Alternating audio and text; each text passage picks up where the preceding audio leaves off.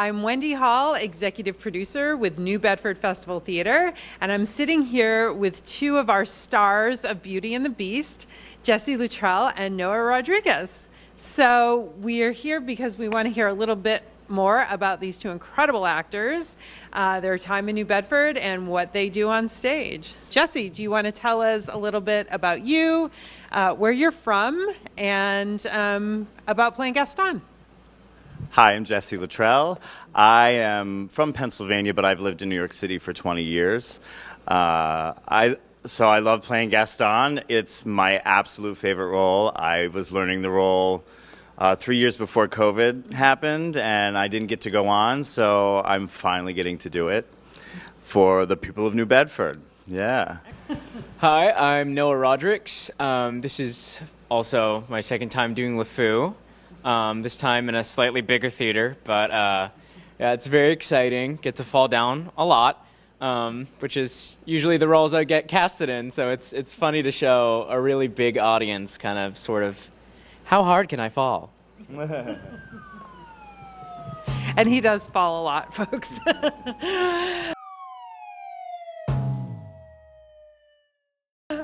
So tell us about your experience, what you've done previous to coming to New Bedford, and anything that you might have coming up. I started as a ballet dancer, and I ended up doing musical theater at a very young age. I started professionally when I was 16. I'm now 12 years old, and this is my first show. This is my first, and I'm much older than LeFou is, but this is my first show in a while because of COVID. And after this, I'm heading up to New Hampshire to play Bill Sikes and Oliver. An interesting fact, I get to die. Oh, spoiler alert. I get to die in both shows. Yeah. I don't die, but I am from Florida. I actually go to school up in Ohio at Baldwin Wallace University. I'm going to my junior year, and I am currently 20 years old. Still a little baby in the business. Thank you. But yeah, this is a crazy opportunity. This is my first regional show, so it's really cool to kind of debut it here at this really big theater. So up next, I am going right into my junior year semester, so very excited. Now, Gaston and LeFou have many antics on stage, as you will see, and as they're feeding off each other right now. No one plots like Gaston, takes cheap shots like Gaston, plans to persecute harmless crackpots like Gaston. So I would love to know from the both of you what your favorite moment is in the show in terms of interactions with each other. Yeah. Well, all of them in the show. He was really fun to rehearse with because I've been around for a long time, and it's hard to find somebody that's just right there with you and willing to really go for it and ham it up. And we got ham on the menu right here, so every moment's great with him. He's got my back on stage. He makes sure I look funny, and that in turn makes him hilarious too. So I am hilarious, but no, it's really fun to have someone that is so easy to bounce around ideas with. Literally bounce. Literally bounce. A lot of bouncing. But it's really funny to have someone who is so... I think we think very similarly when it comes to comedy. Yeah. And I think you need to in a role that is like really... These two roles are separated, but it's really one when we're both on stage. And making sure our bits are clear and concise and also delivered very well is kind of a hard thing to do, especially, I mean, we've known each other for like 3 weeks and that's about it. So it's hard to like get into that. But once you start the chemistry, it really takes off. So I think my favorite bit might be, I think we recently added it in the reprise, but I love the head slam. In the reprise? The very last one, but we added sort of a head slam at the end. Which one? But I'm not even going to tell you what, but my head slams on the floor at a certain part, and I think it kind of snaps us out of a more serious moment, and I think it's something that I haven't seen done in a Beauty and the Beast production before, so I'm really excited to kind of debut that little slam for you.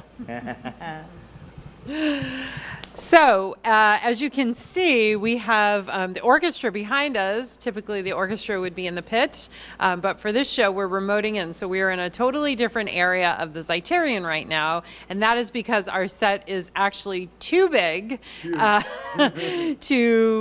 fit the orchestra in the pit where they should be. Do either of you have any experience with remote orchestra, and yes or no, and just thoughts on it? Yeah. I was worried at first. I've done shows that were with a click track where it was half live and half tracked. But we had the conductor in front of us. With this, the conductor's on a monitor because he's in a separate room. But we just had our first rehearsal with the orchestra where we did the staging while the orchestra played all the parts, and they sound amazing. Like I was really surprised because I've heard a lot of different, like the first put together, usually it's like there's a horn over here, and then this was like they were together. I was really impressed and speechless. Yeah, I think I'm coming from the same boat. The last time I did this show, we were completely with tracks, and it sort of was a little harder to develop sort of like artistic liberties with character. Everything was already planned out. All the counts were exactly planned out. There was no room for freedom. Right. And now that we have an amazing orchestra behind us and conducted by the amazing Steve, it's a lot easier to bounce around ideas with the orchestra and sort of play with timing of things, and it makes it a lot more comfortable experience for all of us on stage. So. Thank you. Yes, it is something new to New Bedford Festival Theatre, but many Broadway shows in New York do it. So we're really happy to try something new and something that is on the forefront. So I know you guys have a rehearsal tonight, so we don't want to keep you that long. Thank you so much for joining. But I do have one last question. Is what, since you both are not from the area, what is the most surprising thing that you found about New Bedford, something that you didn't expect? I don't know why, but it surprised me how into coffee flavored things people are here. And I love that because I can't drink coffee. It screws up my stomach, but I love the taste of it. So there's like coffee flavored everything, coffee flavored milk, coffee flavored candy, and everybody is obsessed with it here. So my grandparents live here, and I never really saw their upstairs before. That was kind of surprising for me. But other than that, there's an arcade called Play around here. It's sort of like an arcade/bar, and I'm really into like gaming and stuff. So going down to the arcade and just popping in some coins and playing games to de-stress after rehearsal. It's been a really cool experience that I haven't really seen anywhere else. It's kind of a retro arcade, so it was awesome. Well, that's coffee flavored frap. Have you had a coffee flavored frap? No. Which is like a milkshake, but there's more ice cream than milk. Oh, that's next on your list. Except you said the chippy too, but I can't. Yeah, the chippy too from Marisol's Cafe. Anyway, thank you both for giving us your time and your energy.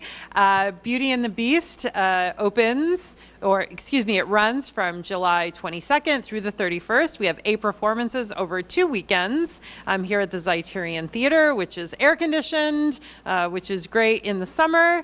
And you can get tickets by calling 508-994-2900. You can visit the box office at 684 Purchase Street in downtown New Bedford. And you can always get tickets online at zeiterion.org. And we hope to see you there.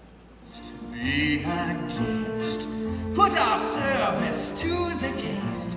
Tie a napkin around your neck. Shelly and Will provides the rest.